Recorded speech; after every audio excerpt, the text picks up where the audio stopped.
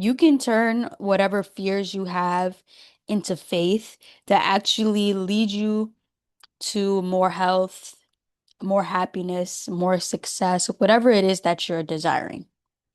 All you need to do is have a bridge, a medium that helps you face that fear and then change it to faith.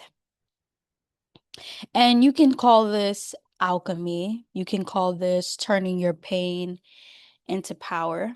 And one of the best, most potent, and intense mediums is actually very, very simple. It's not easy per se, but simple. And it's fasting. Fasting is how you increase your faith, and then that faith turns into something real. That faith turns into something that you were hoping for. Faith is the substance of things hoped for. And when I fasted, my first 4-day fast ever, it taught me that fasting is going to make you face yourself like nothing else will. If you've never done a 3-day water fast, I suggest that you do it. People go their whole lives without not eating for 3 days or more. And that is crazy. To eat food every day is a privilege, it's a blessing, but we also need to take that time to fast, not eat any food, and then come back to eating. When I first did my first 4-day water fast, I had done a 3-day. This was a 4-day plus some fruit fasting.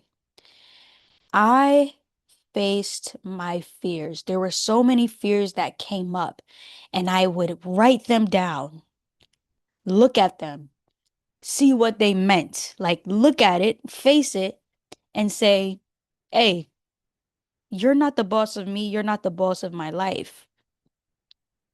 I took videos every single day of that fast. And I look back at the first video I made, and I was sitting down in my old apartment in Washington, D.C. This was after college in DC, and I was sitting there crying my eyes out, crying because all the fears that I had started to come up. There was no food that my body had to deal with. My body was empty, and so all I could do was feel. And I felt the fear, the main fear, which had to do with not feeling safe because I didn't have the money to sustain my life. And I was afraid, very, very afraid of having to move back in with my parents. And guess what? I tried to run away. I moved to Curaçao, booked myself an Airbnb, multiple, stayed out there, and I still couldn't run away from my fears. That fast brought up so much and it made me face so much. And one thing I realized from moving from America to Curacao and living there for a while was that you cannot find peace outside of yourself. Peace is found within yourself when you learn how to alchemize your pain into power. Peace is found in those things that you're so fearful of that you're afraid to face, when you actually face them and turn them into faith that there is something better. So I ran away to Curacao, booked myself an Airbnb, and still was afraid of having to move back in with my parents. So I was doing everything that I could to try and make money, but I was moving out of scarcity. And what happened when I moved was that my parents actually got to move, got the okay to sell. the childhood home that I lived in so that they could move to their dream location. So I got that call in Curaçao, hey, we're selling the house and we're moving. That freed something in me because the fear was actually not just moving back in with my parents, but moving back to that childhood home where I would then feel like I was moving so far backwards because my situation is a little bit unique. I haven't lived with my parents consistently since I was 14 years old. Because when I was 14, I went to boarding school. After boarding school, I went to college. After college, I got my own apartment. But here I am currently living with my parents. That big old fear that I had actually came true. I'm actually facing the fear currently. And what it did was reveal even deeper that I needed to increase my faith that I could be safe on my own, that I could build a life to sustain myself. And also, I got to see that this is a blessing. This is a blessing that a lot of people don't have. A lot of people go to high school in their hometown, they live with their parents, they might go to college and never get to live back home again. But I'm getting those years back that I missed out on. I'm getting that time back that the child adolescent version of me had to give up and learn a lot of things on her own about living on her own, about disciplining herself. And in those important years, I didn't have my parents there with me every single day, but now I do. I have that privilege and I have this safety net. And a lot of people will make that seem like a bad thing, but it's really a blessing, especially when it's something that you may have missed out on. So here I am currently facing my fear, which came up for me years ago when I was fasting, and I'm turning that fear into faith. Faith that the time that I'm spending here is actually creating a better life for me than I would have had on my own, struggling, living and working and doing things that I did not desire to do. We feel like leaving the nest is such a horrible thing, but I think leaving the nest at a younger age than usual can show you that it ain't all as hyped as it is. I mean, it's actually great living on your own. Like, I loved having my own apartment, but I also love having this nourishment from the people who created me. And it's a blessing to have that. A lot of people don't. A lot of people don't have both of their mothers, I mean, both of their parents, their mother and their father. So I had to take this lesson, this fear, and put it face forward. Say, all right, I'm facing it. And now I'm turning it into something beautiful. I'm the healthiest I've ever been. I'm building success. I'm happy. And I continue to fast and use that refraining from food to show me more about myself, to show me more about who I am.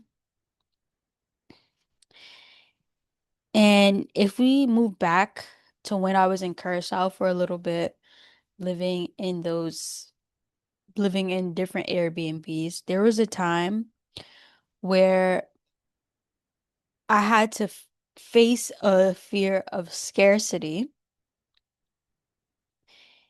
And I was living in this one Airbnb. My time was up there because I had booked it for a certain amount of time. So I was scrolling on Airbnb, seeing where is the next place that I would like to go to. I found a hostel And I was like, "Oh, I could meet some people, make some friends. It's gonna be fun." So I book it, I get there, and in that hostel is just me and two other men, two other grown men. I thought to myself, this ain't gonna work. I'm smarter than that. I'm like, oh, heck no, I need to find my way out of here. And actually, while I was in the kitchen making dinner that first night that I got there, one of the men who was in there touched the lower part of my back, very close to my butt. I felt so unsafe. I felt so unsafe, all because I decided to book a hostel which costs less money, trying to kind of boost it up in my head. Oh, I get to make friends. Oh, but really, it was just a more cost-effective way to prolong my time in Curaçao, where I was trying to run away from my fears, but they kept coming up anyway. It's like you cannot outrun whatever God wants you to face. He's gonna make you face that then and there. So God wanted me to ask for more out of life, right? I don't have to be in a hostel to save money. So you're probably wondering, well, what did you do after? So girl or guy, listen, after he touched my back, I went in my room, I locked the door. I think I probably ate whatever I had there, but I did not even enjoy it. Like my body went in complete survival mode because I was genuinely fearful. It's me and two grown men. I'm a small lady, right? I don't know, I gotta get back up on my self-defense. And the owners of the hostel weren't there. They had left. And it's nighttime. Everybody's about to go to sleep. Dun, dun, dun. So I locked the door. Immediately, I texted the owner of the hostel, "Hey, I was in the kitchen. One of the people here, one of the guys here, touched me inappropriately, and I do not feel safe. I want to leave and cancel my stay here." Luckily, I had some great hosts. They told me, they wrote me back, say, "Hey, we're coming right now. Pack all your stuff. We'll be there. You can stay the night with us at our house," because they live not too far away. They were some angels. That was a blessing. That night, I stayed with them and we were talking until for however many hours, and they were telling me about how just weird things keep happening at their hostel and they feel like it might be a sign that they shouldn't be doing that. And I thought that was interesting because I was like, oh gosh, I can't believe I was caught in this. But it goes to show also that energy is everything. Like you're going to attract crazy things if you're not really in alignment. They weren't in alignment with maybe how they were running their hostel or having the hostel itself as their main choice of investment and making money. Maybe they should do something else because that was part of their concern.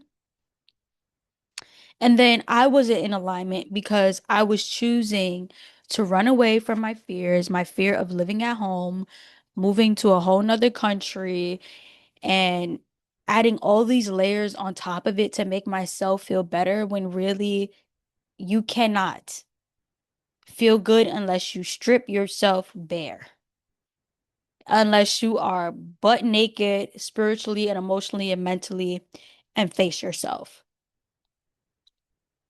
So, stayed with them the night and they gave me a refund.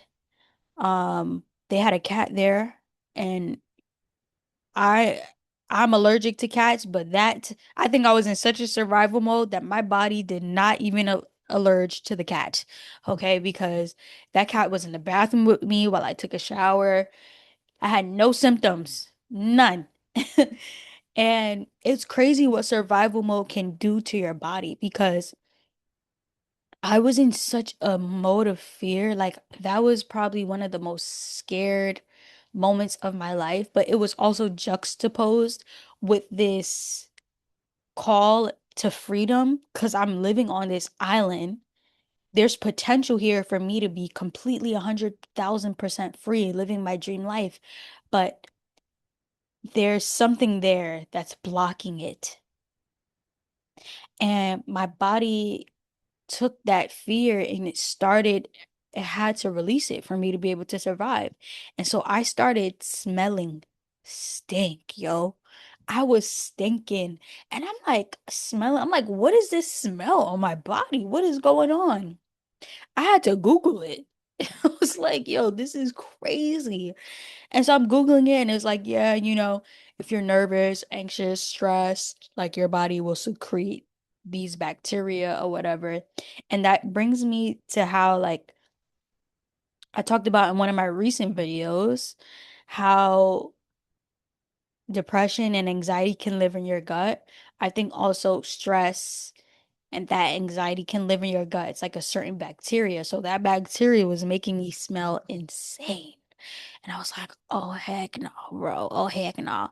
So while I'm there at the hostel owner's house that I had to stay at, bless their lives for taking me in that dangerous situation and for taking responsibility for that too. And shout out to the man because it was a couple because he was such a like healthy, just strong, masculine man. He walked in that hostel like,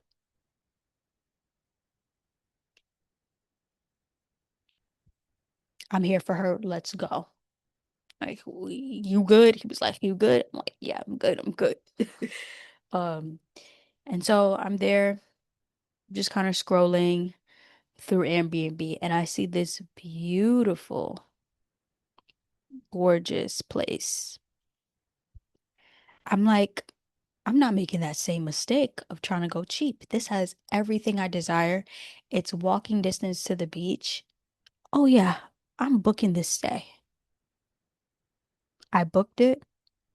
And another reason why I really desired to feel safe because my period was coming.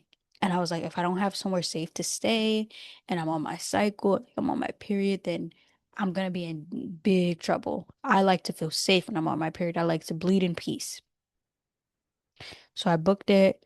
They actually, the host of the hostel drove me to my new place, met the owners, and I remember walking in and the feeling of being there, it just felt like paradise. I was there for a couple of weeks and everything worked out fine.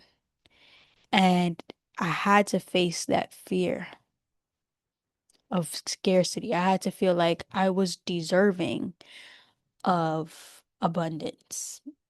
And I had to put my faith into God at that moment because I knew, like, I don't know what else to do. And He presented the perfect place for me to feel safe. I just had to, you know, make myself malleable enough to go. Like, I had to get the courage to do it, to spend the money. Like, spend the money, for your safety, spend the money for your peace. And so I'm in this B&B and I decided to do another fast in this new sanctuary that I was in. And boy, oh boy, what came up was one of the scariest, most freeing, terrorizing, terror in the way that terror and terrific have the same root. Like that's what it felt like, the terror, because it was so grand of a release. And what came up for me was how for so long I moved and maneuvered like I hated myself.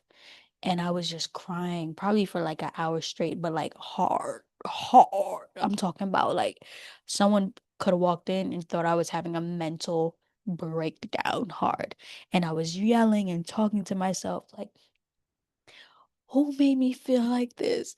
Why do I feel like this? Who told me this? Like, Kara, you love yourself. Why do you feel like you hate yourself? Where did you learn it? Like, I was going in.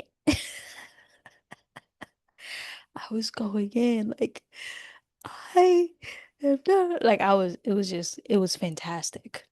Scary. Simple, but not easy. Simple in that all I needed to do was not eat food and like whatever needed to come up, come up.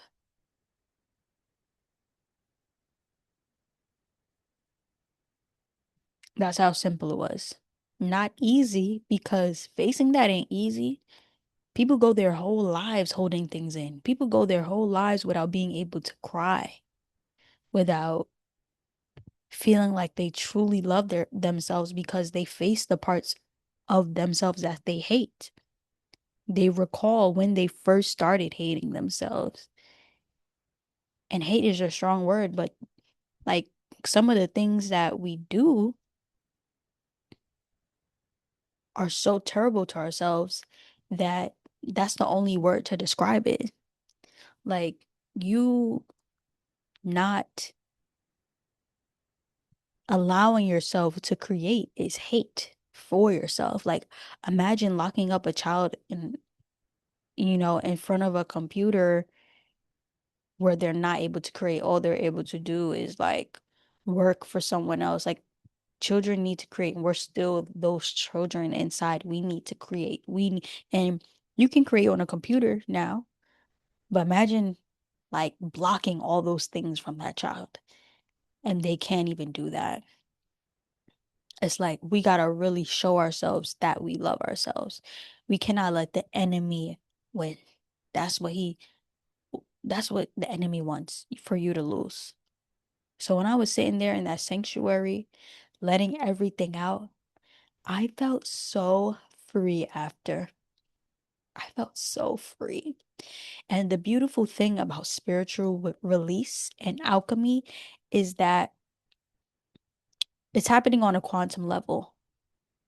And because it is happening on a quantum level, just because you can't see it doesn't mean it doesn't have real effects in the world, in life. And so this had some real effects. Number one, I'm going to get a little nasty real quick. Nasty in a nasty way, not in a provocative way. I was taking herbs and I was taking what's it called?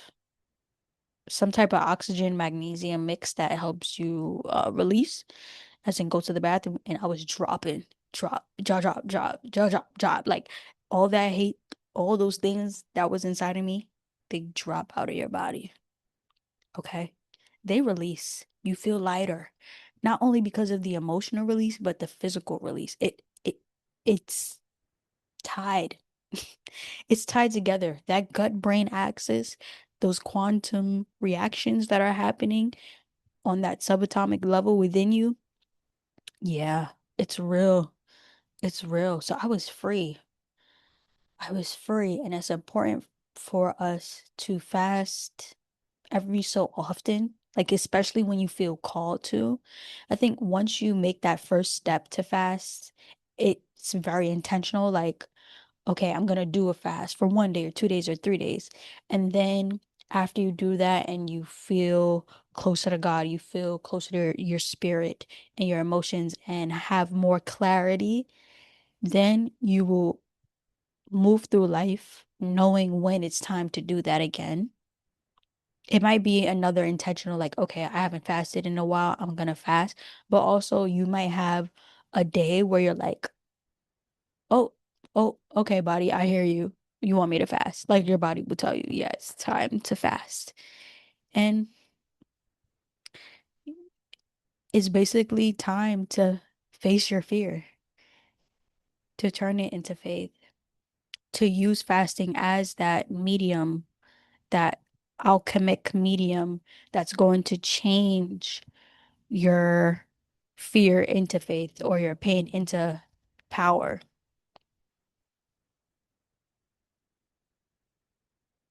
So yeah, here I am facing that fear, um, and feeling amazing, feeling full of faith, feeling excited